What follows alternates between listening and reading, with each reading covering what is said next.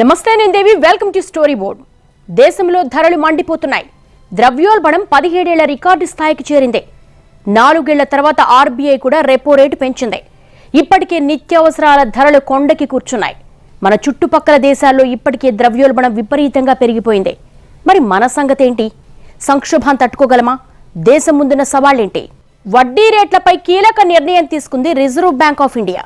వడ్డీ రేట్లను 40 బేసిస్ పాయింట్లు పెంచింది. ఆర్బీఐ నిర్ణయం ఎఫెక్టు స్టాక్ మార్కెట్లపై పడింది. సెన్సెక్స్ కుప్పకూలింది. నిఫ్టీ కూడా భారీగా నష్టపోయింది. కరోనా విజృంభణ కారణంగా చాలా కాలంగా వడ్డీ రేట్లను యథాతథంగా కొనసాగిస్తూ వచ్చిన ఆర్బీఐ ఇప్పుడు ఉన్నట్టుండి పెంచేయడంపై ఆందోళన వ్యక్తమవుతోంది. పెంచిన పాలసీ రెపో రేటు తక్షణమే అమల్లోకి వస్తుందని ఆర్బీఐ తెలిపింది. వృద్ధికి మద్దతిస్తూనే ద్రవ్యోల్బణం లక్ష్యంలోపే ఉండేలా చూడడమే ఆర్బీఐ ఆలోచనగా కనిపిస్తోంది. రెపో రేటు పెంపుతో గృహ వాహన రుణాల వడ్డీ రేట్లు పెరగనున్నాయి. ద్రవ్యోల్బణం అంతకంతకు పెరుగుతుండటంతో ఆర్బీఐ అప్రమత్తమైంది. సామాన్యులపై ధరల భారాన్ని తగ్గించే దిశగా చర్యలకు ఉపక్రమించింది. ఆగస్టు 2018 తర్వాత ఆర్బీఐ వడ్డీ రేట్లను పెంచడం ఇదే తొలిసారి. భౌగోళిక రాజకీయ ఉద్రిక్తతలు ద్రవ్యోల్బణాన్ని ఆందోళనకర స్థాయికి చేరుస్తున్నాయని ఆర్బీఐ అభిప్రాయపడింది. ప్రపంచ ఆర్థిక వ్యవస్థ పునరుత్తేజం నెమ్మదించిందని చెప్పింది. ఆహార వస్తువులు ప్రియం కావడంతో ఫిబ్రవరిలో 6.07% ఉన్న ద్రవ్యోల్బణం మార్చిలో 6.95% చేరింది. రష్యా యుక్రెయిన్ యుద్ధం కారణంగా ధరలు భగ్గుమంటున్నాయి.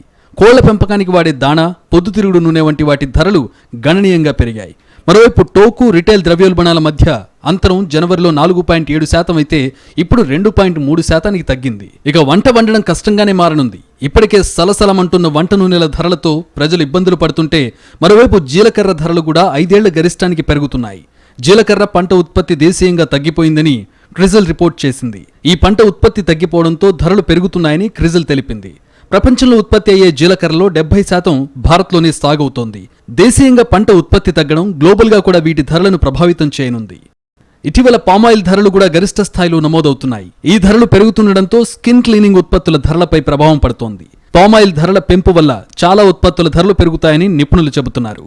కొన్ని వారాల క్రితం వరకు భారత్తో పాటు యావత్ ప్రపంచానికి కోవిడ్ ప్రధాన ముప్పుగా ఉంది. వరుసగా 3 దశల్లో కోవిడ్ విరుచుకుపడిన భారతదేశం అత్యధిక జనాభాకు టీకాలు వేయడం ద్వారా మహమ్మారిని అదుపు చేయగలిగింది. అంతలోనే కొత్త సవాళ్లు ముందుకొచ్చాయి. వాటిలో ప్రధానమైనది భారత ఆర్థిక వ్యవస్థకు మళ్లీ ఊపు తీసుకురావడం ఎలా అన్నది. కోవిడ్ కాలంలో క్షీణించిన జీడీపీ మళ్లీ వృద్ధిబాట పట్టినా ధరల పెరుగుదల ప్రజలను, ప్రభుత్వాన్ని భయపెడుతోంది. ద్రవ్యోల్బణాన్ని 6% కట్టడి చేయాలన్న రిజర్వ్ బ్యాంక్ లక్ష్యానికి గండిపడింది. ఇవాళ ఆహారం, వంట గ్యాస్, పెట్రోల్, డీజిల్, దుస్తులు, పాదరక్షలు మొదలుకొని గృహోపకరణాలు, ఎలక్ట్రానిక్ వస్తువుల వరకు అన్నిటి ధరలు పెరిగిపోయాయి. దేశమంతటా దాదాపు అన్ని చోట్ల పెట్రోల్ ధర లీటర్కు 110 రూపాయలు దాటిపోయింది. పెట్రోల్, డీజిల్ ధరలు పెరగడంతో సరుకుల రవాణా వ్యయం పెరిగిపోయింది. ప్రభుత్వం పెట్రోల్, డీజిల్ మీద మోపుతున్నటువంటి విపరీతమైనటువంటి ధరాభారం వల్ల డీజిల్ ధరలు చాలా ఎక్కువగా ఉంది. ఈ డీజిల్ ధరలు ఎక్కువగా ఉన్న స్థితిలో రవాణా ఛార్జీలు పెరిగి దేశీయంగా సరుకు రవాణా ఛార్జీ పెరగడంతో ధరలు పెరుగుతున్నాయి. ఇది కూడా చాలా పెద్ద ఎత్తున ఉన్నటువంటి ద్రవ్యోల్బణం. గతంలో రిజర్వ్ బ్యాంక్ కూడా చాలా సార్లు చెప్తుంది, స్టేట్ బ్యాంక్ కూడా తన రిపోర్ట్ లో చెప్తుంది అనుకుంటా. ఈ ప్రభుత్వం గనక ఈ ధరలను ఈ పెట్రోల్, డీజిల్ మీద ఉన్నటువంటి ట్యాక్స్ని తగ్గించకపోయేటట్లయితే గనక భారతదేశంలో ధరలు తగ్గడం కష్టం అనేది. కోవిడ్ వల్ల కోల్పోయిన ఉద్యోగాలు తిరిగి రాలేదు. ఉద్యోగాలున్న వారికి వేతనాలు స్తంభించిపోయాయి. వెరసి ప్రజల ఆదాయాలు పడిపోవడంతో వ్యాపారాలు దెబ్బతిన్నాయి. చేతిలో డబ్బు ఆడక ప్రజలు ఖర్చుల్ని తగ్గించుకోవడంపై దృష్టి పెట్టారు. స్తోమత ఉన్నవారు కార్లు, ఇళ్లు కొనడం వాయిదా వేసుకుంటున్నారు. ఇటీవల ఉత్పత్తి సాధనాల వ్యయం పెరిగిపోవడంతో పరిశ్రమలు గడ్డు పరిస్థితులను ఎదుర్కొంటున్నాయి. ఫ్యాబ్రికేషన్ యూనిట్లకు కావలసిన మైల్డ్ ఉక్కు ధర 2 ఏళ్ల క్రితంతో పోలిస్తే ఇప్పుడు రెట్టింపైంది. స్టెయిన్లెస్ స్టీల్ ధరలు రెట్టింపయ్యాయి. స్టెయిన్లెస్ స్టీల్ తయారీకి ఉపయోగించే నికెల్, మిశ్రమ లోహాల ధరలు 4 గింతలు పెరిగాయి. ఇక రోడ్డు, నౌకా రవాణా ఖర్చులు తలకు మించిన భారమవుతున్నాయి. 2019తో పోలిస్తే ఇప్పుడు ముంబై నుంచి న్యూయార్క్ నౌక ద్వారా ఒక కంటైనర్ పంపడానికి అయ్యే ఖర్చు భారీగా పెరిగింది. సూక్ష్మ, చిన్న, మధ్య తరహా పరిశ్రమలు ఏ ధరకు ఆర్డర్లు సంపాదిస్తాయో అవే ధరకు సరఫరా చేస్తుంటాయి. ముడి సరుకుల ధరలు పెరిగితే తమ ఆర్డర్ విలువ పెంచాలనే నిబంధనను ఒప్పందంలో పొందుపరచలేవు. అన్ని వస్తువుల ధరలు పెరిగిపోతున్న ఈ కాలంలో నష్టమంతా ఎంఎస్ఎంఈ సంస్థలే భరించాల్సి రావడంతో అవి కుదేలవుతున్నాయి. వ్యాపారంలో నిలదొక్కుకోవడం కష్టమవుతోంది. వరుసగా 2 ఏళ్ల పాటు కోవిడ్ వల్ల స్తంభించిపోయిన ఆర్థిక వ్యవస్థ తేరుకుంటూ చమురుతో పాటు ఉక్కు, అల్యూమినియం, రాగి, నికెల్, జింకు తదితరాల అవసరం పెరిగింది. కానీ అంతర్జాతీయ సరఫరా గొలుసులు విచ్ఛిన్నమైనందువల్ల గిరాకీకి తగిన సరఫరా లేక ధరలు మిన్నంటుతున్నాయి. భారత్లో మాత్రం అంతర్గత గిరాకీ కన్నా విదేశాల నుంచి దిగుమతుల వ్యయం పెరగడం వల్లనే ద్రవ్యోల్బణం హెచ్చుతోంది. స్వదేశంలో గిరాకీ పడిపోతే పెట్టుబడులు పెట్టడానికి ఎవరూ ముందుకు రారు. భారతీయ పరిశ్రమలు తమ ఉత్పత్తి సామర్థ్యంలో 65 నుంచి 70% వినియోగించుకుంటున్నాయని ఫికీ వెల్లడించింది. ఉన్న సామర్థ్యాన్ని పూర్తిగా వినియోగించుకోలేకపోతే అదనపు ఉత్పత్తి సామర్థ్యం సృష్టికి పెట్టుబడులు పెట్టడానికి అవకాశం ఉండదు. రిజర్వ్ బ్యాంక్ గనక వడ్డీ రేట్లను పెంచితే, ద్రవ్య చలామణి తగ్గితే, అంటే ఆర్థిక కార్యకలాపాలు తగ్గుతాయి. అంటే జనాల చేతిలో డబ్బులు తగ్గితే కొనుగోలు తగ్గుతాయి. కొనుగోలు తగ్గితే అటు పక్కన అమ్ముకునే కంపెనీలకు అమ్మకాలు తగ్గుతాయి. అమ్మకాలు తగ్గటం అంటే వాటికి డిమాండ్ తగ్గటం కంపెనీల సరుకులకి. దానివల్ల ఆ కంపెనీలు అమ్ముకోలేకపోవడం వల్ల ఆ కంపెనీలు ఎక్కువ మందిని పనిలో పెట్టుకొని ఉత్పత్తి చేయవు, తగ్గించుకుంటే స్టాఫ్ని, కొన్ని మూతపడతాయి. ఈ కారణం చేత ఏంటంటే ఆ కంపెనీలు ఈరోజు ఈ ద్రవ్య చలామణి తగ్గి ప్రజల చేతిలో డబ్బు తగ్గటం వల్ల వాటి ఉత్పత్తి పూర్తి స్థాయిలో వాడుకోలేని స్థితి. కోవిడ్ తర్వాత 2022 ఆర్థిక సంవత్సరం 3వ త్రైమాసికంలో భారత్ 5.4% వృద్ధి రేటు సాధించినా ద్రవ్యోల్బణం వల్ల క్షీణించే అవకాశం ఉంది. అందుకే రిజర్వ్ బ్యాంక్ 2023 జీడీపీ వృద్ధి రేటు 7.2%గా ఉంటుందని అంచనా వేసింది. కరోనా కాలంలో ఆర్థికాభివృద్ధిని ప్రోత్సహించడానికి రిజర్వ్ బ్యాంకు వడ్డీ రేట్లను తక్కువ స్థాయిలో ఉంచింది. కానీ ఇప్పుడు ధరలు అధికమవుతున్న నేపథ్యంలో వడ్డీ రేట్లు పెంచి మార్కెట్లో ద్రవ్య లభ్యతను నియంత్రించక తప్పని పరిస్థితి వచ్చిపడుతోంది. వడ్డీ రేట్లు పెంచితే పెట్టుబడి వ్యయం పెరిగి ఆర్థికాభివృద్ధి మందగిస్తుంది. వడ్డీ రేట్లు పెంచకపోతే మార్కెట్లో ద్రవ్య లభ్యత పెరిగి ధరలు హెచ్చుతాయి. రిజర్వ్ బ్యాంకు ప్రస్తుతం ఎదుర్కొంటున్న డోలాయమాన స్థితి ఇది. ప్రభుత్వం ఇంధనంపై పన్నులతో పాటు జీఎస్టీని తగ్గించి పేదలకు ఉచిత ఆహార పథకాలను విస్తరించి ఎంఎస్ఎంఈ రంగానికి నగదు బదిలీ చేయడం ద్వారా ఆర్థికాభివృద్ధికి ఊపునివ్వాలని నిపుణులు సూచిస్తున్నారు. దానివల్ల ఉపాధి అవకాశాలు పెరుగుతాయి. అయినా కేంద్రం ఇంతవరకు ఆ దిశగా చొరవ చూపలేదు. 2022 ఆర్థిక సంవత్సరంలో భారత జీడీపీ వృద్ధి రేటు 8.4%గా ఉండబోతున్న ప్రస్తుత సంక్షోభం నుంచి గట్టెక్కడానికి అది చాలదు. 2023లో 14% వృద్ధి రేటు సాధిస్తే తప్ప ఆర్థిక రథం పరుగు మొదలుపెట్టదు. ధరలను నియంత్రించడం దానికి తొలిమెట్టు కావాలి. ధరల పెరుగుదలను అరికట్టలేకపోవడం వల్లనే శ్రీలంక, పాకిస్తాన్ నేడు దివాలా స్థితికి చేరాయి. ఆ దుస్థితి భారత్కు పట్టకూడదంటే ధరలకు తక్షణం కళ్ళెం వేయాలి. ఇప్పటికే కోవిడ్తో సతమతమవుతున్న చిన్న పెద్ద పరిశ్రమలకు పులి మీద పుట్రలా యుక్రెయిన్ యుద్ధం వచ్చి పడింది. రష్యా దండయాత్ర ప్రారంభించిన వెంటనే అంతర్జాతీయ విపణిలో చమురు, వ్యాపార సరుకుల ధరలు చుక్కల్ని తాకసాగాయి. మార్చి 7న ఒక పీపా ముడి చమురు ధర $139కు చేరింది. 2008 తర్వాత ఇదే అత్యధిక ధర. గత డిసెంబర్లో పీపా ధర $78 మాత్రమే. ఇప్పుడప్పుడే యుద్ధం ముగిసే సూచనలు కనబడకపోవడంతో చమురు, గ్యాస్ ధరలు భయపెడుతూనే ఉంటాయి. ముడి చమురులో 80% విదేశాల నుంచే దిగుమతి చేసుకునే భారత్కు ఇది తీరని నష్టం కలిగిస్తోంది. ద్రవ్యోల్బణం వల్ల ప్రజల కొనుగోలు శక్తి తగ్గుతుంది. నగదు విలువ తగ్గిపోవడంతో ప్రజల పొదుపు చేసే సామర్థ్యం పడిపోతుంది. దీనికి తోడు ఉపాధి అవకాశాలు తగ్గితే ప్రజలు కష్టాల పాలవుతారు. గడిచిన 8 ఏళ్లలో దేశ ఆర్థిక విధానం, ద్రవ్య విధానం పరిశీలిస్తే ద్రవ్యోల్బణానికి కేంద్ర ప్రభుత్వం అసమర్థ విధానాలు కారణమని తెలుస్తోంది. డబ్బు సరఫరా, వడ్డీ రేటు నిర్ణయాధికారం సెంట్రల్ బ్యాంక్ ఆధీనంలో ఉంటుంది. దీన్ని ద్రవ్య విధానం అంటారు. పన్ను శాతం, ఖర్చు, దేశంలో అభివృద్ధిని పెంపొందించే విధానం ఉంచే బాధ్యత కేంద్ర ప్రభుత్వ ఆధీనంలో ఉంటుంది. దీన్ని ఆర్థిక విధానం అంటారు. కేంద్రం ద్రవ్య వినిమయ చట్టంలో తెచ్చిన మార్పుల వల్ల ఆర్బీఐ స్వయం ప్రతిపత్తి తగ్గడం వల్ల ద్రవ్యోల్బణం పెరిగిందని 2015 ఫిబ్రవరి నుంచి దేశంలోని ద్రవ్య విధానాన్ని పరిశీలిస్తే అర్థమవుతుంది. 2014 మేలో మోడీ ప్రభుత్వం అధికారంలోకి వచ్చింది. 2015 ఫిబ్రవరిలో అప్పటి కేంద్ర ఆర్థిక శాఖ కార్యదర్శి, ఆర్బీఐ గవర్నర్ మధ్య మానిటరీ పాలసీ ఫ్రేమ్వర్క్ అగ్రిమెంట్ జరిగింది. దీనిని అనుసరించి ద్రవ్యోల్బణం 4%గా ఆర్బీఐ ఉంచాలని, ఒకవేళ ఆర్బీఐ 3 క్వార్టర్స్లో అలా ఉంచలేకపోతే ప్రభుత్వానికి వివరణ ఇవ్వాల్సిందిగా ఒప్పందం జరిగింది. ఆ ఒప్పందానికి కట్టుబడి రఘురామరాజన్ ద్రవ్యోల్బణం కట్టడికి చర్యలు తీసుకున్నారు. తాము ఆశించిన మేరకు వృద్ధి జరగడం లేదని గమనించి మోడీ సర్కార్ రెపో రేటు తగ్గించాలని ఆర్బీఐని ఒత్తిడి చేసింది. విదేశీ పెట్టుబడిదారులకు లబ్ధి చేసేందుకు ఆర్బీఐ గవర్నర్ రెపో రేటు తగ్గించడం లేదని కేంద్ర ప్రభుత్వం ఆరోపణలు చేసింది. ఒకవేళ ఆ ఆరోపణ నిజమైతే రెపో రేటు తగ్గించినప్పుడు విదేశీ పెట్టుబడులు వాపస్ పోవాలి.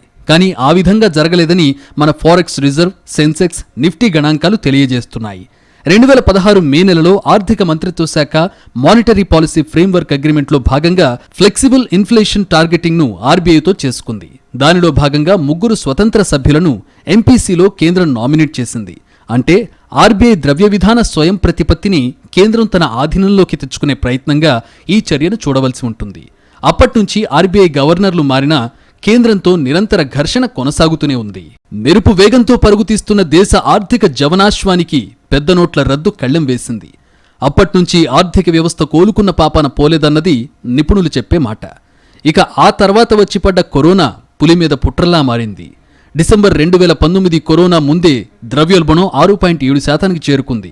జనవరి మార్చి మధ్యలో కూడా 6.7% నమోదైంది.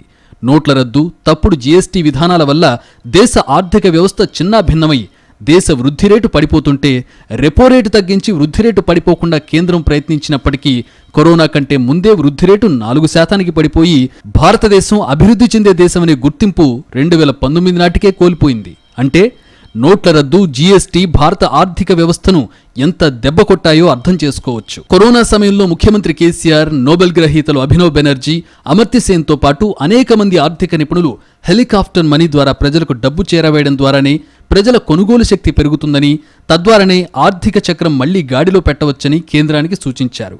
ఆ సూచనలు కేంద్రం పెడచెవిన పెట్టింది. దీంతో ప్రజల కొనుగోలు శక్తి తగ్గడంతో పాటు ద్రవ్యోల్బణం పెరిగింది.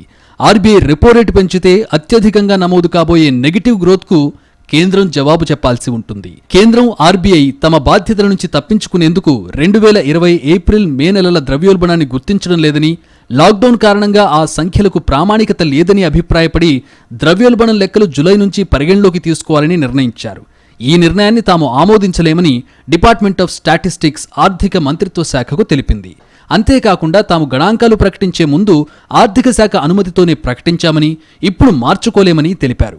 డిపార్ట్మెంట్ ఆఫ్ స్టాటిస్టిక్స్ అభిప్రాయాన్ని బుట్టదాఖలు చేస్తూ ఆర్థిక శాఖ ఏప్రిల్, మే ద్రవ్యోల్బణ గణాంకాలను తిరస్కరించి జూలై నుంచి ద్రవ్యోల్బణం పరిగణలోకి తీసుకునే విధంగా ఆదేశాలు జారీ చేసింది. నోట్ల రద్దు, జీఎస్టీ, కార్పొరేట్ ట్యాక్స్ను తగ్గించడం వంటి చర్యల వల్ల ద్రవ్యలోటు పెరిగింది. దాన్ని పూరించేందుకు పెట్రోల్పై సెస్ను కేంద్రం పెంచింది. పెట్రోల్పై విధిస్తున్న మొత్తం సుంకంలో కేంద్రం వసూలు చేస్తున్నది 63% కాగా రాష్ట్రాలు వసూలు చేస్తున్నది 37% మాత్రమే. అయినప్పటికీ రాష్ట్రాలను వ్యాట్ తగ్గించమని మోడీ చెప్పడం రాజకీయ లబ్ధి కోసమే. పెట్రోల్ రేట్ల పెంపు ద్వారా లక్షల కోట్లు వెనకేసుకున్న కేంద్రం ఈ పెరుగుదలకు అంతమెప్పుడో కూడా దిక్కు తెలియని స్థితిలో ఉందంటే నమ్మాల్సిందే. పెట్రోల్, డీజిల్ పైన కాస్తంత పన్ను భారాన్ని తగ్గించేది ఆలోచించాలి. ముఖ్యంగా కేంద్రం ఆలోచించాలి. ఎందుకంటే దేశంలో పెట్రోలియం ఉత్పత్తులపైన వసూలవుతున్న పన్నుల్లో 68% కేంద్రానికి వెళ్తుంది. 68%, 32% రాష్ట్రాలకు వెళ్తుంది. అందువల్ల రాష్ట్రాలే తగ్గించడం కాదు, కేంద్రం కూడా తగ్గించాలి. సో కేంద్రమే ప్రధానంగా తగ్గించాలి. గత 10 ఏళ్లలో దేశ ఆర్థిక వ్యవస్థ ఏ రేంజ్లో పతనమైందో ఇటీవలే విడుదలైన ఐఎంఎఫ్ గణాంకాలు కళ్లకు కడుతున్నాయి. 10 ఏళ్ల క్రితం చిన్న దేశం బంగ్లాదేశ్ కంటే తలసరి ఆదాయంలో ఎంతో ముందున్న ఇండియా ఇప్పుడు అంతకంతకు దిగజారిపోతోంది. 2026 నుంచి 27 వరకు మనకంటే బంగ్లాదేశ్ తలసరి ఆదాయం ఎక్కువగా ఉంటుందని ఐఎంఎఫ్ అంచనాలు చెబుతున్నాయి. అప్పటికీ దిద్దుబాటు చర్యలు తీసుకోకపోతే బంగ్లాదేశ్ ఆధిపత్యం భవిష్యత్తులోనూ కొనసాగుతుందని బాంబు పేల్చింది. మనం ఎక్కడ తప్పులు చేస్తున్నామో తెలుసుకోకుండా ఇప్పటికీ వాస్తవాన్ని గుర్తించడానికి ఇష్టపడకపోతే అది మరింత నష్టం కలగజేస్తుంది. కొన్నాళ్లుగా బంగ్లాదేశ్ ఎగుమతులపై దృష్టి కేంద్రీకరించి ఎగుమతుల కేంద్రంగా ఎదిగింది. కానీ కరోనా తర్వాత మన ఎగుమతులు డీలా పడ్డాయి. ఈ సంవత్సరం రికార్డు స్థాయి ఎగుమతులు చేసినా అది మన జీడీపీతో పోలిస్తే పెద్ద ఎక్కువేం కాదు. అటు సామాజిక సూచీల్లో కూడా బంగ్లాదేశ్ ఇండియాను అధిగమించింది. ఉపఖండంలో అతిపెద్ద ఆర్థిక శక్తిగా ఉన్న ఇండియా ఇలా బంగ్లాదేశ్ లాంటి దేశం కంటే కిందకు దిగజారడం ఎవరికీ మంచిది కాదు. ప్రస్తుతం మాల్దీవ్లు, భూటాన్, నేపాల్ కంటే మెరుగ్గా ఉన్నామని సరిపెట్టుకుంటే అంతకంటే ఆత్మవంచన మరొకటి ఉండదు. పాకిస్తాన్, శ్రీలంక లాంటి సంక్షోభాలు లేవు కదా అని రిలాక్స్ అయితే ఊహించని సంక్షోభం తప్పదనే హెచ్చరికలు వినిపిస్తున్నాయి. కొత్త ఆర్థిక సంవత్సరం తొలి మాసంలో భారత వస్తూత్పత్తి రంగంలో ముఖ్యంగా వినియోగ వస్తువుల తయారీలో ఎలాంటి పురోగతి లేదని తాజా సర్వే వెల్లడించింది. భారత ఆర్థిక వ్యవస్థ నేడెదుర్కొంటున్న వాస్తవిక పరిస్థితికి ఈ సర్వే దర్పణం పడుతున్నది. ఆర్థిక మాంద్యం, ఆపై కోవిడ్ మహమ్మారి విరుచుకుపడ్డంతో ఛిద్రమైన ప్రజల జీవితాలు కొత్త ఆర్థిక సంవత్సరంలోనైనా మెరుగుపడతాయని ఆశించిన వారికి ఈ తొలి సంకేతాలు ఆందోళనకు గురిచేస్తున్నాయి. ఒక పక్క విపరీతంగా పెరిగిపోతున్న ధరలు, మరోపక్క పడిపోతున్న వేతనాలు, అంతులేని నిరుద్యోగం ప్రజల జీవితాలను అతలాకుతలం చేస్తున్నాయి. S&P global India manufacturing purchasing managers index survey వెల్లడించిన అంశాల్లో ప్రధానమైనది వినియోగ వస్తువుల తయారీ రంగం ఇప్పటికీ నేలచూపులు చూడడం. బిజినెస్ కాన్ఫిడెన్స్ లెవెల్స్లో కొంత మెరుగుదల ఉన్నప్పటికీ స్థూలంగా చూసినప్పుడు ఇప్పటికీ చాలా కంపెనీలు, ముఖ్యంగా చిన్న మధ్యతరగతి తరహా పరిశ్రమలు కష్టాల్లో కొట్టుమిట్టాడుతూనే ఉన్నాయి. వాటి ఉత్పత్తి కార్యకలాపాలు మామూలు సామర్థ్య స్థాయికి చేరుకోవడానికి ఇంకా చాలా సమయం పట్టేలా ఉంది. ఉత్పత్తి సామర్థ్యం పెరగకుండా ఉపాధి అవకాశాలు మెరుగుపడవు. ఉత్పత్తి పెరగాలంటే మార్కెట్లో సరుకులకు గిరాకీ పెరగాలి. మార్కెట్లో వినియోగ వస్తువులకు గిరాకీ పెరగాలంటే ప్రజల కొనుగోలు శక్తి పెరగాలి. అదే ఇప్పుడు లోపించింది. దీనికి అధిక ద్రవ్యోల్బణం, ఉపాధి అవకాశాలు సన్నగిల్లడం, వేతనాలు పడిపోవడం ముఖ్య కారణాలు. ఓ ఆర్థికవేత్త చమత్కరించినట్లుగా ద్రవ్యోల్బణం అనేది చట్టంతో నిమిత్తం లేకుండా ప్రజలపై సాగించే పన్నుల దాడి. దీని ప్రభావం ప్రతి ఒక్కరిపైనా ఉంటుంది. ప్రత్యేకించి పేదలు, మహిళలపై దీని ప్రభావం చాలా తీవ్రంగా ఉంటుంది. ముడి సరుకుల ధరలు పెరగడం వల్ల ఉత్పత్తి వ్యయం పెరిగితే ఆ భారాన్ని కంపెనీలు భరించవు, వాటిని వినియోగదారులపైకే నెట్టేస్తాయి. ఇలా అన్ని వైపుల నుంచి మోపుతున్న భారాల నుంచి ప్రజలకు ఊరట కలిగించడానికి బదులు కేంద్ర రాష్ట్ర ప్రభుత్వాలు పన్నులు, యూజర్ ఛార్జీలు, సెస్సులు, సర్ఛార్జీలు, విద్యుత్, ఆర్టీసీ ఛార్జీలను పెంచుతూ వారి నడ్డి విరుస్తున్నాయి. పెట్రోల్, డీజిల్ ధరలను కేంద్రం ఎడాపెడా పెంచుతూ పోతోంది. యుక్రెయిన్ సంక్షోభాన్ని సాకుగా చూపి వంట నూనెలు, ఆహార వస్తువుల ధరలు మండుతున్నాయి. పారిశ్రామిక మాంద్యం నుంచి బయటపడేందుకు ఎలాంటి చర్యలు తీసుకున్న దాఖలాలు లేవు. కోవిడ్ సమయంలో ప్రకటించిన 21 లక్షల కోట్ల ఆర్థిక ప్యాకేజీలో ప్రజలకిచ్చింది 1% మాత్రమే. తక్కినదంతా కార్పొరేట్లకు దోచిపెట్టింది కేంద్రం. ఎంఎస్ఎంఈలకిచ్చింది అత్యల్పమే. ఇటువంటి ఈ ప్రజా వ్యతిరేక విధానాల ప్రభావం జీడీపీపై కూడా పడింది. ఈ ఆర్థిక సంవత్సరం జీడీపీ అంచనాలు తలకిందులయ్యే పరిస్థితి నెలకొంది. కోవిడ్ మహమ్మారికి ముందున్న స్థితికి మన ఆర్థిక వ్యవస్థ తిరిగి చేరుకోవడానికి మరో 10 సంవత్సరాలు పట్టేలా ఉంది. ఈ పరిస్థితి మారాలన్నా, ప్రజల కష్టాలు తొలగాలన్నా ప్రభుత్వాలు అనుసరిస్తున్న విధానాలు మార్చుకోవడం ఒక్కటే మార్గం. దేశంలో నిరుద్యోగిత రేటు పెరిగింది. ఈ ఏడాది మార్చిలో 7.6% ఉన్న నిరుద్యోగిత రేటు ఏప్రిల్కు 7.83% పెరిగిందని centre for monitoring of Indian economy వెల్లడించింది. మొత్తంగా గత నెలలో గ్రామీణ ప్రాంతాలతో పోల్చుకుంటే పట్టణ ప్రాంతాల్లో ఈ రేటు పెరిగింది. గ్రామాల్లో స్వల్పంగా తగ్గింది. పట్టణాల్లో మార్చితో పోల్చుకుంటే ఏప్రిల్లో నిరుద్యోగిత రేటు 8.28% నుంచి 9.22%కు చేరగా, ఇదే సమయంలో గ్రామాల్లో 7.29%గా ఉన్న నిరుద్యోగ రేటు 7.18%కి తగ్గింది. ఏప్రిల్ నెలకు సంబంధించి సిఎంఐఈ విడుదల చేసిన గణాంకాల ప్రకారం హర్యానాలో నిరుద్యోగం తీవ్ర స్థాయిలో ఉంది. అక్కడ 34.5% ఉండగా తరువాతి స్థానాల్లో రాజస్థాన్, బీహార్ ఉన్నాయి. హిమాచల్ ప్రదేశ్, ఛత్తీస్గఢ్, అసోం తక్కువ నిరుద్యోగిత రేటు నమోదు చేసుకున్నాయి. ఆర్థిక మందగమనం వల్లే దేశంలో నిరుద్యోగం పెరుగుతోంది. దేశీయంగా డిమాండ్ మందగించడం, పెరుగుతున్న ధరలతో ఆర్థిక వ్యవస్థ రికవరీ నెమ్మదించడం వలన ఉద్యోగ అవకాశాలు దెబ్బతిన్నాయి. నిరుద్యోగ సమస్యకు ఉద్యోగాల కల్పన లేమితో పాటు కోట్లాది మంది ఉద్యోగాల వేట ఆపేయడం కూడా ఓ కారణం. చాలా మంది కార్మిక శక్తి నుంచి తప్పుకోవడం కూడా ఆందోళన కలిగిస్తోంది. మార్చి నెలలో లేబర్ ఫోర్స్ 38 లక్షలు తగ్గింది. ఆర్థిక వ్యవస్థలో సరిపడా ఉద్యోగాలను సృష్టించేందుకు వృద్ధి రేటు 6 నుంచి 8% మధ్య ఉంటే సరిపోదని, అంతకు మించి ఉండాల్సిన అవసరం ఉందని నిపుణులు చెబుతున్నారు. మన దేశానికి సంబంధించినంత వరకు 2003-13 మధ్యకాలం జీడీపీకి సువర్ణాధ్యాయం అని చెప్పాలి. ఆ దశాబ్దంలో వృద్ధి రేటు పరుగులు పెట్టింది. కానీ ఆ తర్వాతే మందగమనం మొదలైంది. సంక్షోభాలు మన దేశానికి కొత్తేం కాదు. కోవిడ్ లాంటి ఆరోగ్య మహమ్మారి నుంచి కూడా అతి తక్కువ నష్టంతో బయటపడ్డ సమర్థత మనకుంది. ఇప్పుడు పొంచి ఉన్న ఆర్థిక సంక్షోభాన్ని కూడా నివారించే మార్గాలున్నాయి. అయితే దీనికి ప్రభుత్వమే చొరవ చూపాల్సి ఉంటుంది. ఆర్థికవేత్తల సూచనలు ఆచరణలో పెడితే, విధానాల పరంగా ఉన్న లోపాలు దిద్దుకుంటే త్వరగానే ఆర్థిక వ్యవస్థ మళ్లీ పుంజుకుంటుంది. ఎప్పటిలాగే వాస్తవాలు దాచేసి గణాంకాల గారడీ చేద్దామనుకుంటే మాత్రం పెద్ద షాక్ తప్పదు.